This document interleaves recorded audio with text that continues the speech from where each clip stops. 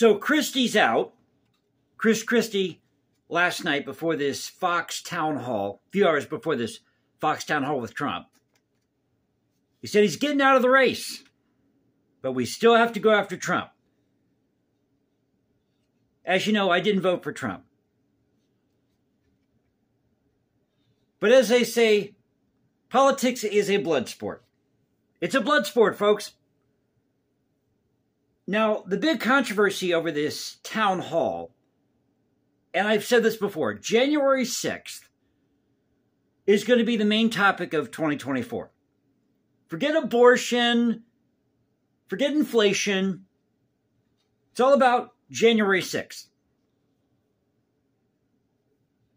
So there was an ad that ran,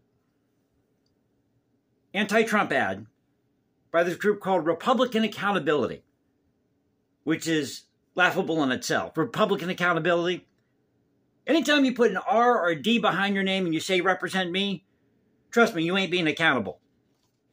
I'm just saying. Run on your own merits.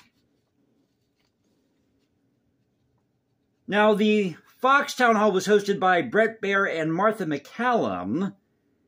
And I've got some poll numbers for you, too. We'll go through a lot to go through in the video here. Just have some fun with it. And welcome back to the channel, Culture Confederacy here. It is Thursday. I believe it's below zero where I'm at. So hopefully you're all staying warm. They're getting pummeled in California with snow, by the way. So let's get to these polls first. Let's do this first. Oh, and this is great. This is gravy. So John Anthony Castro, before I forget here. John Anthony Castro, who is one of these candidates you've never heard of, trying to run against Trump. He's got a very, very long shot of beating Trump. Well, he was just arrested on 33 counts of tax fraud.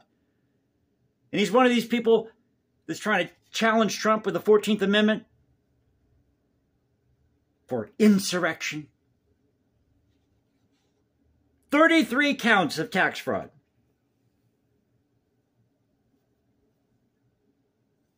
Now, they took questions from the audience at this town hall. And what was with those cue cards? Did you see this? If you watch this town hall, now, on the other end of town last night, also in below freezing temps, or below zero temps, CNN was hosting this debate between DeSantis and Haley, which you know was a disaster. But interestingly enough, Haley is pulling ahead of DeSantis in Iowa, in this new Iowa poll from Suffolk, or is it Suffolk? Suffolk U. So Trump's at 54%, Haley at 20%, DeSantis at 13%. But they dodged this issue during this town hall with Trump. They dodged the issue of January 6th. Completely dodged the issue. But you had this anti-Trump group, Republican Accountability, running this anti-Trump ad about January 6th. He can never run again. I'll get to that here in a moment. But it just seemed off last night. It just wasn't exciting. I watched the whole thing. Usually I watch the Beverly Hillbillies. I like watching MeTV. So shout out to MeTV, all the great programming they have out there, preserving these great shows from the past. As you know, some of the main themes on the channel are preserving great art, music, history, culture, protecting free speech, maybe a tinge of politics. But they dodged this question about January 6th.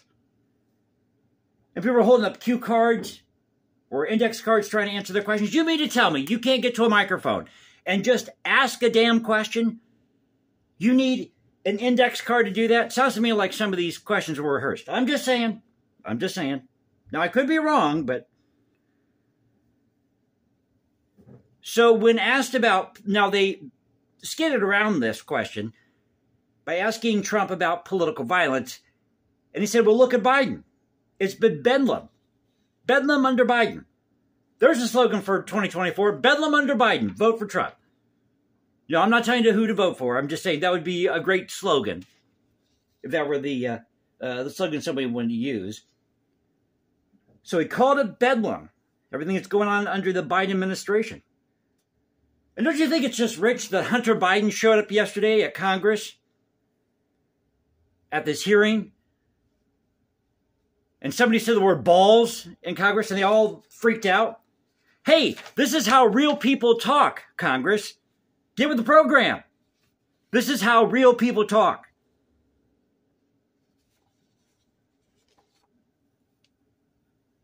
Now, getting to these polls real quick here. Trump has a lead in Michigan over Biden by 8 points, 47% to 39%. And according to polling by Redfield and Wilton, along with the Telegraph, Trump leads in states such as Arizona, Florida, Georgia, and North Carolina. He's got an 8-point lead over Biden in Georgia, but in North Carolina, he only leads by 4 points. So his lead is narrowing a bit. Of course, because you got two parties running here in 2024. But you've got Robert Kennedy Jr., who's running as an independent. I really think he's going to upset the apple cart somewhere down the line here this year.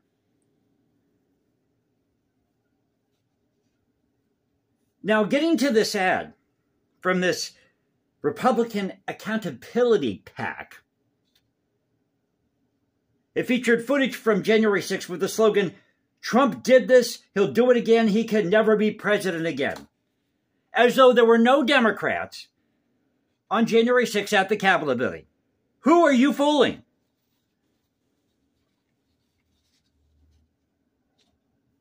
Now, they spent 6 figures for this campaign ad, by the way. 6 figures.